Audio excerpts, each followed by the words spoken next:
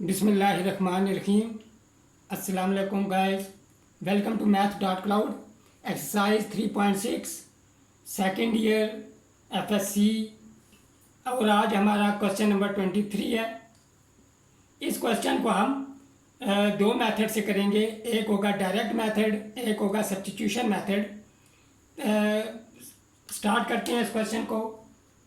Late I is equal to integral from 1/8 to 1 x raised to power 1/3 plus 2 whole square divided by x2/3 dx। अब हम यहाँ पे substitution करेंगे। Substitution हमने करनी है put u is equal to x raise to power 1/3 plus 2।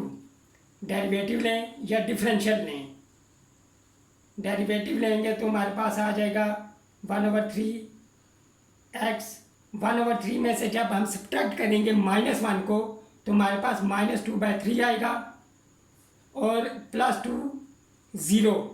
Constant का derivative हमारे पास 0 हो जाएगा। अब dx को उधर ले जाएं, शिफ्ट कर देंगे इधर तो हमारे पास आ जाएगा, और 3 को हम इधर शिफ्ट कर देंगे 3du और 1/x 2/3 dx। एक्चुअली हमने dx ओवर x 2/3 की वैल्यू फाइंड की है जो कि 3du के इक्वल है। और जब भी डेफिनेट इंटीग्रल में या लिमिट वाले क्वेश्चन में हम सब्स्टिट्यूशन करते हैं तो तब लिमिट भी चेंज होती हैं। तो व्हेन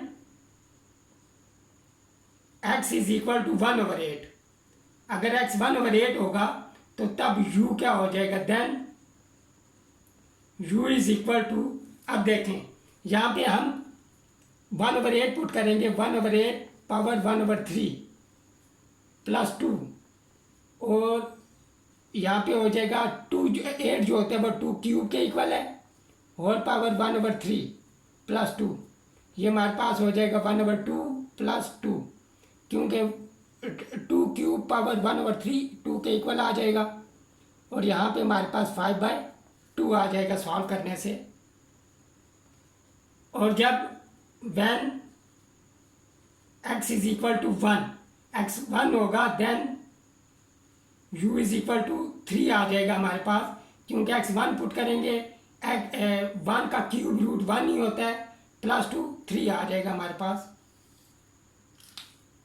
अब हम ये जो सब्स्टिट्यूशन है ये हम अपने जो ओरिजिनल इंटीग्रल है उसमें हम पुट करेंगे। I इज इक्वल टू 1/8 की जगह 5/2 आ जाएगा हमारे पास, 1 की जगह 3 आ जाएगा, यहाँ पे u स्क्वायर हो जाएगा हमारे पास, और यहाँ पे हमारे पास dx over x raise to power 2/3 की जगह 3du आ जाएगा। 3 को हम बाहर लिख लेंगे, integral from 5/2 to 3 u square du। यहाँ पे पावर रूल यूज़ हो जाएगा सिंपल, तो हमारे पास u क्यूब ओवर 3 आ जाएगा। 3 और 3 कैंसिल आउट हो जाएंगे यहाँ पे इस केस में, तो लिमिट फ्रॉम 5/2 to 3।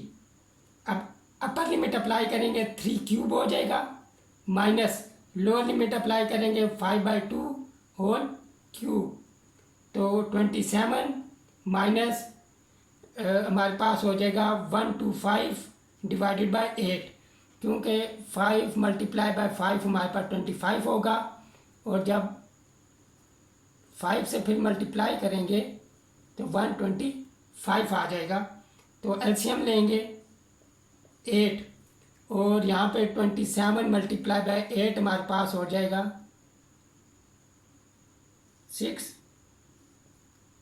216 माइनस 125। अब यहाँ 125 को हम सब्ट्रैक्ट करेंगे तो यहाँ पे 1 और यहाँ पे ये 91/8 हमारा आंसर आ जाएगा। जो हमारा ओरिजिनल इंटीग्रल है उसका आंसर हमारे पास 91/8 स्क्वायर यूनिट हो जाएगा।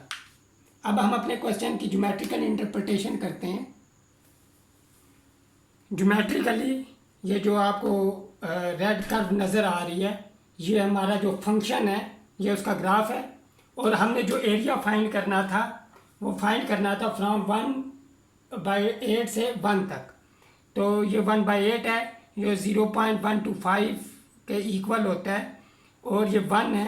तो हमने जो एरिया फाइंड किया इस केस में, जो हमारे पास 91/8 आया है, वो एक्चुअली ये एरिया था। ये ग्रीन शेडेड एरिया आपको नज़र आ रहा होगा, ये सारा मुझे उम्मीद है ये आपको ज्योमेट्रिकल इंटरप्रिटेशन के साथ साथ क्वेश्चन नंबर 23 भी समझ आ गया होगा।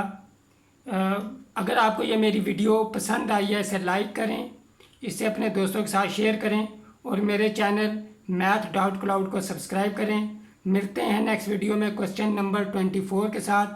टिल देन टेक केयर, अल्लाह हाफिज़।